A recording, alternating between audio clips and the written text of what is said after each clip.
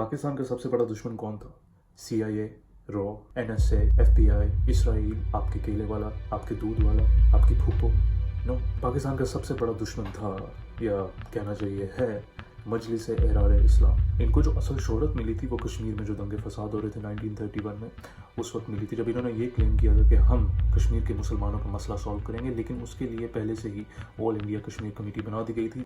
In a nutshell ये एक political party थी जो मजहब का इस्तेमाल करती थी। एहरार जमात पाकिस्तान की क्रिएशन के बहुत खिलाफ, इसीलिए 1943 में गुजरांवाला में इन्होंने मीटिंग हेल्ड की, जिसमें इन्होंने रेजोल्यूशन पास की अपने जमात के अंदर कि पाकिस्तान कभी नहीं बनना चाहिए। उसमें उन्होंने अपनी तकरीरों में पाकिस्तान को पलीतिस्तान कहा, कायदे आज़म को गालियाँ दी। उनके एक महान मौलाना ने अपनी स्पीच में लिखा, एक काफरा के वास्ते इस्लाम को छोड़ा, ये कायदे आज़म काफरे आज़म है। लेकिन डिस्पाइट दैट 1947 में जब पार्टीशन हुई, इनकी जमात बिल्कुल ख़त्म हो गई। इनके बहुत से लीडर्स इंडिया में रह गए और इनके कुछ लीडर्स पाकिस्तान में आके सेटल हो गए। What an irony.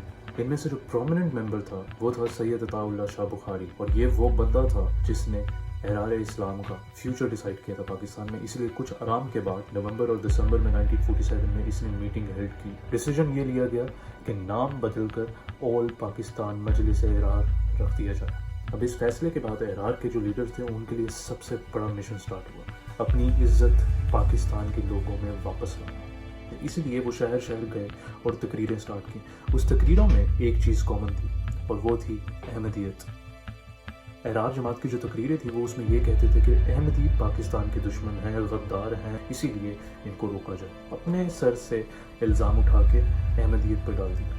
ये बात जब हुकूमत की नज़र में आई तो CID ने एक रिपोर्ट तैयार की। CID ने अपनी रिपोर्ट में ये लिखा कि इन्होंने अहमदियों को टारगेट बनाया ताकि ये लोगों को इकट्ठा कर सकें। लेकिन नफरत इस हद तक फैल गई थी कि लोगों ने वाकई मानना शुरू कर दिया था कि अहमदी जो हैं वो पाकिस्तान के गद्दार। इसलिए 11 अगस्त 1948 को कुछ मौलवी एक बड़े क्राउड को एड्रेस कर रहे थे और उनकी जो स्पीच का इशू था वो था खत्म नबूवत। इसी असना में मेजर महमूद, जो कि आर्मी के मेजर थे, वो उधर से गुजर रहे थे, एक पेशेंट को विजिट करके आ रहे थे। अब मेजर महमूद की जो गाड़ी थी वो एक्सीडेंटली उसी रोड पर जाकर रुकी जहां वो स्पीच दे रहे थे। अब वो जो लोग जो स्पीच सुन रहे थे, जब उनको पता चला कि ये मेजर अहमदी है, मारा और शहीद कर दिया। पॉइंट इज कि एहरार जमात कामयाब हो चुकी थी अपनी खोई हुई इज्जत वापस लाने में उस मुल्क में जिसके ये खिलाफ थे। लेकिन एहरार जमात अपना फोकस पॉलिटिकल रखना चाहती थी, इसीलिए 1950 में इन्होंने खत्म नबूवत की तहरीक को फंड किया।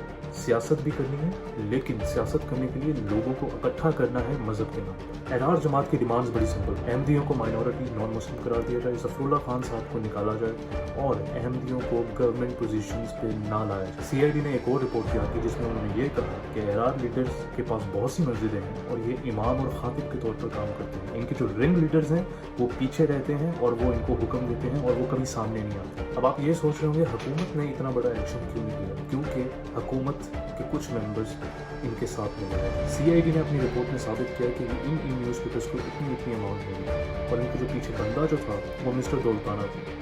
खैर, कहानी आगे से आगे बढ़ी और एक और रिपोर्ट DIG ने इशू की कि सबसे सिग्निफिकेंट फीचर इनकी तकरीरों का ये है कि अहमदियों पर अटैक करके ये फिर हुकूमत पर आते हैं, हुकूमत पर इल्ज़ाम लगाते हैं करप्शन का, सूद का, खाने पीने के मसले का। ये साबित करता है कि जो इनकी जो नफरत है अहमदियों के खिलाफ वो सिर्फ और सिर्फ एक डिवाइस है ताकि वो लोगों को इकट्ठा कर सकें।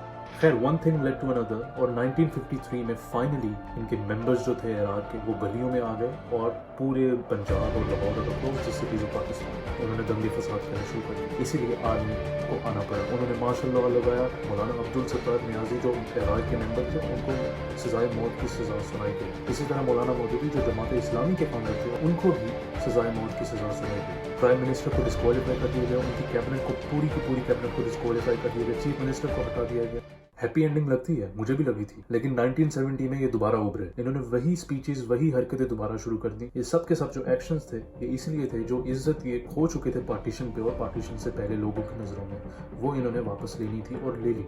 लेकिन ये तो है तारीख, लेकिन आजकल के ज़माने में वो इनके अनासर कहाँ हैं? अनासर आपके सामने, खत्म नबूवत की तहरीक, ये तहरीक लबैक रसूलुल्लाह। और मैं आपको दोबारा याद दिला दूँ, ये वही लोग हैं जो पाकिस्तान की क्रिएशन के खिलाफ थे, जिन्होंने कायदे आज़म को काफिर आज़म कहा, जो पाकिस्तान को पलीतिस्तान मुर्दाबाद के नारे लगाते थे। और अब पाकिस्तान का मतलब क्या?